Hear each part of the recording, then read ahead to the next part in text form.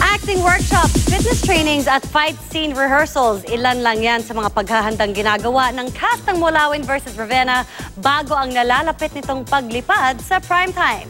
Makichika kay Aubrey Carampel.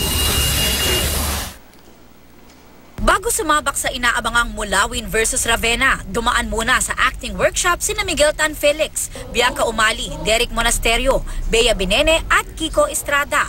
Si Miguel na gumanap ng Mulawin noong 2004 at napanood kamakailan na lumipad sa Encantadia, excited ng muling gampanan ang role na pagaspas. Dream role ko pong maging part ng Mulawin ulit.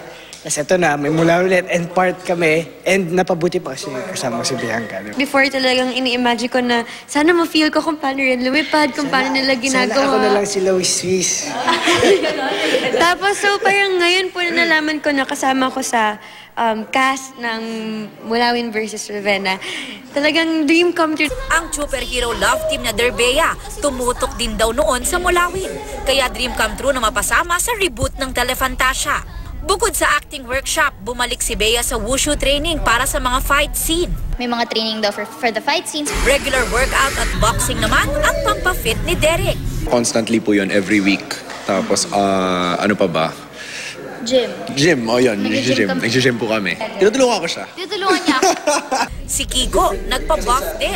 Malaking hamon daw ang gagampanan niyang role, lalo't bahagi ng cast noon ng Mulawin ang amang si Gary Estrada, bilang hari ng mga Ravenna na si Rasmus. Na-excite rin daw sa bago niyang project ang kanyang Papa Gary.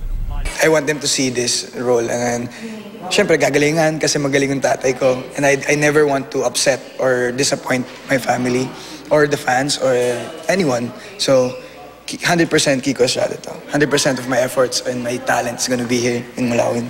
Aubrey Carampel, updated sa Showbiz Happenings.